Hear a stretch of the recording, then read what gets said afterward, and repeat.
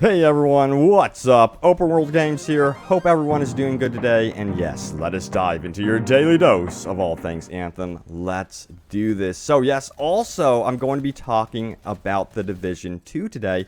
I've been playing the heck out of this one lately, and I'm going to be tying that into what we're talking about with Anthem today, and for good reason. So stay tuned for that. But you know what? I really want Anthem to succeed, and I think that goes without saying. You know, the gameplay style for me is extremely unique. It's that power fantasy.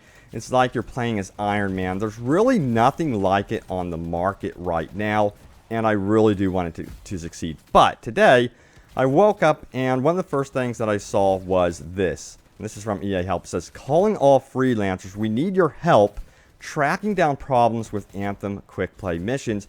Head to Answers HQ to help us out. And my first immediate knee-jerk reaction was, are they serious? You know, the communication right now has become very vague from BioWare, and a lot of you guys feel the same way. I headed over to Reddit, see what's going on over there, see if there's any news, updates, and one of the most upvoted topics was this one that says, we are officially considered beta testers. This is from Party Wolf Live, got tons of support on this one, and he highlighted this right here, the EA Help message, and I was like, yeah, that's exactly how I'm feeling about this as well, and it's because I think a lot of things lately have culminated to this point. You know, we've been told that we're going to have to wait months and months for them to actually fix the loot problem in a very significant way, that we're going to be getting smaller updates to it in between, then we're going to have to wait for that bigger update. That's not what we want to hear. We put down the $60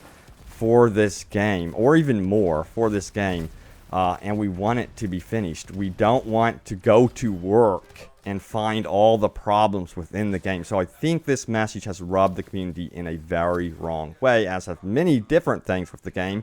And I do really want this game to succeed. Big time, of course. And then you have some response underneath the thread. This guy says, found the end game. That comes from Jolly Roger Man. And then this one from Necrovol, who says this, I'm down to stick around and help. I like the base product and hope they can fix this BS because I just want to play with friends. Smiley face. Edit. I know this is an unacceptable state to release the game in. Please don't murder me for saying I like the game. And don't want to do this blackout. You know, I can't say that. But anyway, horse crap. But anyway, you can see that people are just desperately rooting for this game despite the issues. And this is this sort of thing to hear that we're going to have to help out and basically beta test. Like, that's why you have quality assurance before the game releases. You know, Apex Legends is a great example of a game releasing, you know, and it runs really well. And that also ties into what I'm going to say now about The Division 2. You know, I've been playing that game. I had a rough first closed beta. Like, it was very rough. I got to play that. But I've been playing the full game right now, as have other YouTubers, press, and so on and so forth. And the sentiment here with this game is it is a quality game first and foremost. Like, it is running extremely well.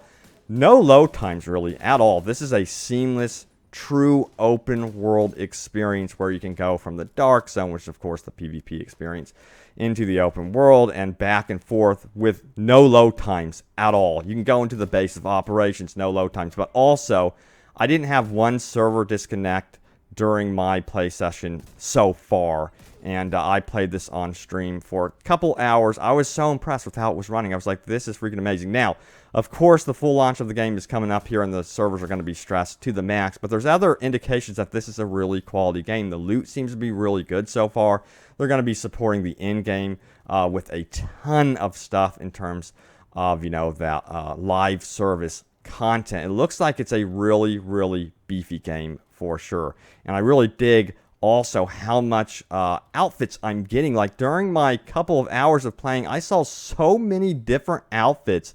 It was crazy. I'm like, dang, I'm like, this is what I wanted for Anthem. And that's another problem that I saw highlighted out on Reddit that I wanted to speak about. But, you know, back to the whole, you know, beta concept that a lot of these developers are embracing with full release games is just not working. Like, Red Dead Online came out, they're like, yeah, you know what, We're going to call it the Red Dead Online Beta. And people have been pissed about that one as well. They're just like doing a beta for the next couple of months. And people are, getting very upset with how they're handling that live service game as well. I mean, can you imagine if they did this with AAA single-player games? For example, if you had Sony release God of War, and they were like, you know what, we noticed half the players, when they throw their axe, it actually decapitates Kratos. We don't know why this is happening, but we need you guys to track down this bug and report to us, the exact situation with this. We would greatly appreciate it.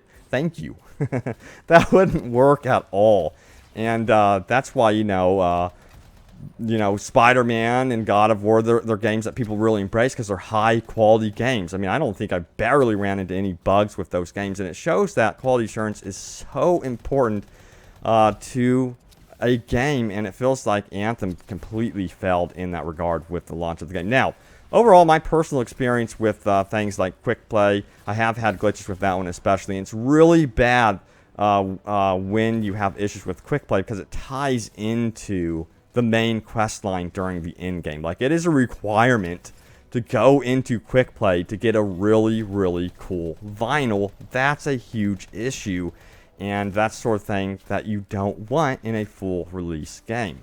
Alright, so let's keep going here. Another thread that I saw here was from Maida Bukushwishki or something like that, who says this: who is repeatedly checking the subreddit in hope of an answer from BioWare, who is still hoping.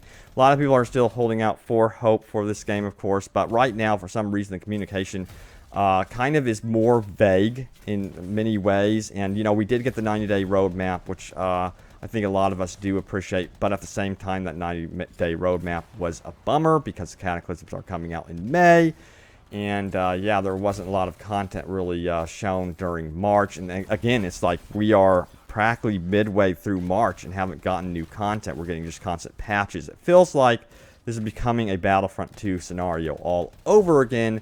So, yeah, I'll keep you guys up to date with, what they're doing with the loot, of course, going forward. Now, I wanted to talk more about, what I was speaking with the Division 2 and my time with that. I was getting so much armor just during the actual beta. I was so impressed with how much clothing options, stuff like that, I was getting. And this post really caught my attention out here. It has 12,000 upvotes. It says Anthem's armor problem, and it's a big one.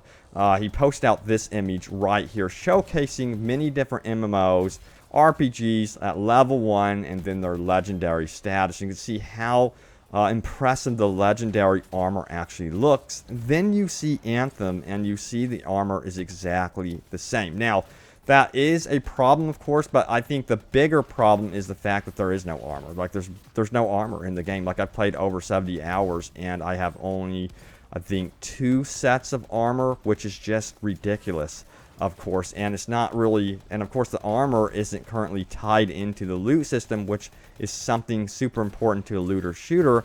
That's how it is in the Division 2, where it's tied into the actual loot system. You go and you pick up new armor, new clothing, and stuff like that.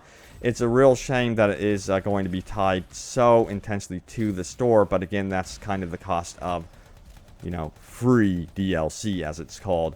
But yeah, it's definitely a problem for sure, but we are going to be getting the Elysium chest. But again, it's like I've already played the 70 plus hours, the core experience. You think you would want the armor to be dropping during that time so that you're actually experiencing it during, when it's really new and fresh, the game.